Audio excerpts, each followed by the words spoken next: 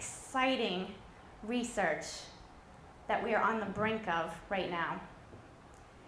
And this research, this field of research, is so exciting. It's going to reveal to us in the next 10 to 20 years how disease starts, where it starts, and it's going to be able to provide for us treatment that will be more natural, less invasive, and will not have to include harmful pharmaceuticals. And this research has to do with the microbiome. Now, if you follow me on Facebook, you might be saying right now, oh God, not the microbiome again.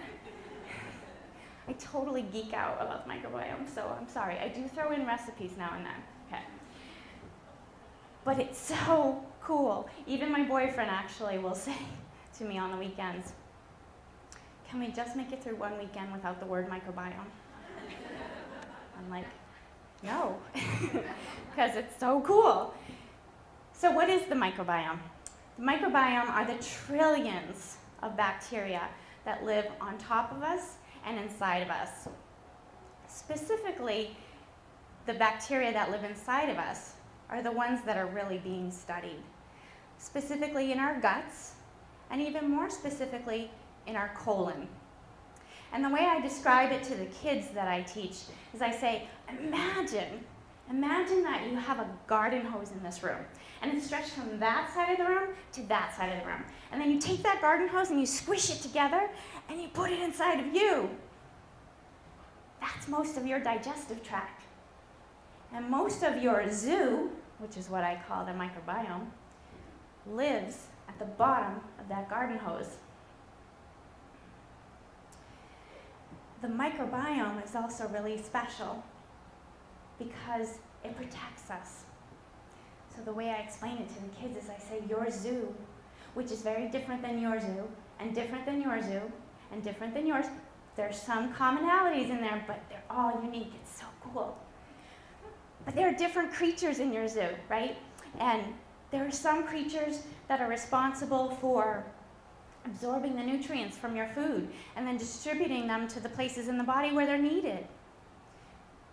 There are some creatures in your zoo that are responsible for helping to send the messages to the brain that tell your brain when it's time to be happy or when it's time to be sleepy. There are certain creatures that are responsible for helping to make sure that the lining of your hose stays really tight so that no food particles or bacteria that live inside of your intestines escape into your bloodstream. Because when that happens, your body goes on the attack. It doesn't recognize those things. It goes on the attack, which ends up creating an autoimmune reaction and potentially leading to an autoimmune disease like celiac, like asthma, like type 1 diabetes, and potentially like autism. Because what scientists have discovered is that as many as 9 out of 10 individuals living with autism or ASD have compromised intestinal barrier. So they have holes. They have gastrointestinal issues.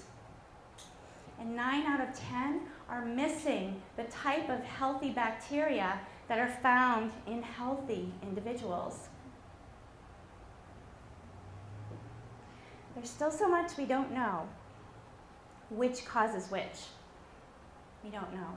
But do we wait until we have definitive answers? I say no.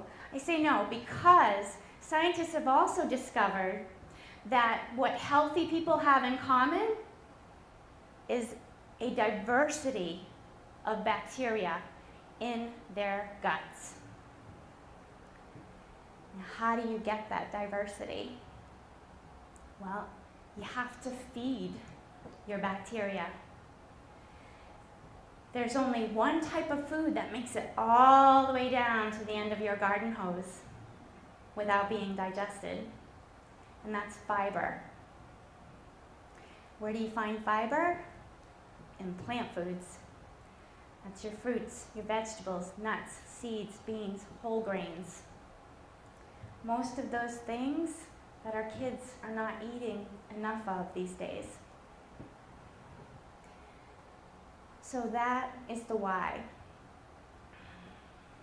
Now, the how. How do we go about getting our kids to eat more of this stuff? Well, it can be overwhelming if you look at it as the big picture. So I ask you to not do that. And I ask you instead to start considering the one thing that you can do. And I'm going to bring you over here for a minute and show you my little village. Now it turns out some of my village are naked. It's okay. Even if you're naked, you can make a difference. So within this community, we have people doing incredible things. And I'm going to point out some of those to you. We have this person. This person here created a running program for the girls at her middle school that culminates in a 5K at the end. And what they do while they're running is they talk about the importance of food and how important it is to running and to being a good athlete. And they talk about role models like Serena Williams and Tom Brady who have stellar diets because they know if they want to be at the top of their game, especially as they begin to age out of their sports, they have to do that. These two here, they started another after-school program at their middle school called Wellness Wizards. And they meet every week to make healthy snacks. And they sign a contract with their parents so that the parents are involved too, and they know what's going on. And that culminates in what's called a Rainbow Day, where the kids get tickets for having the most colorful lunches.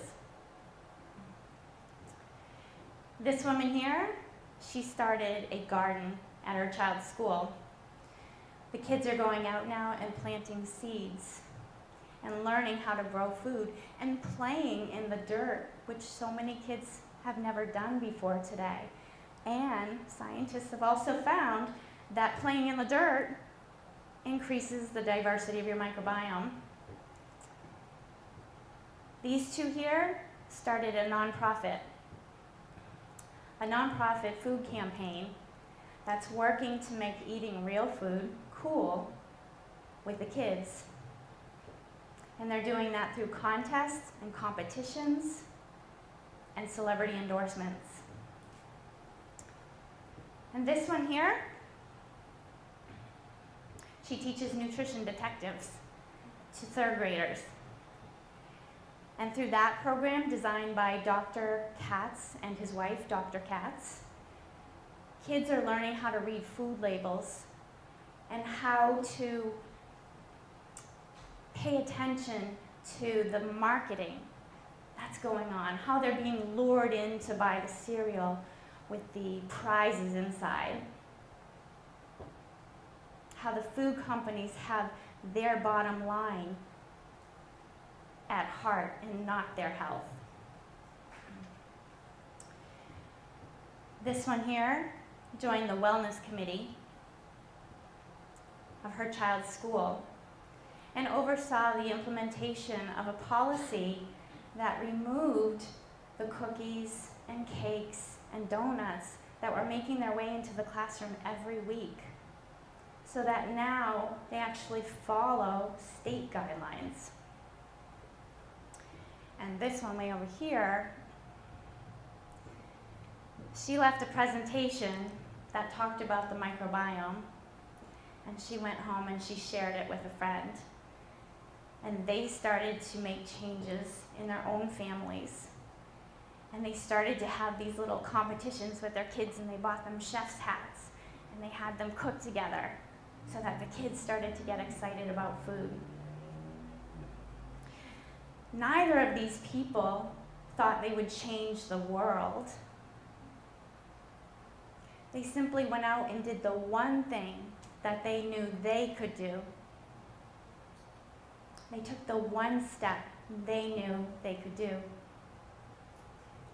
Individually, they're all creating a ripple effect in their community. But together, they're creating a tidal wave. And that's what makes me really excited, because I see what's happening. And I know what this means. I know that one day,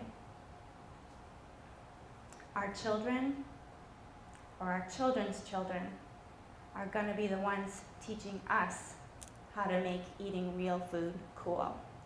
Thank you.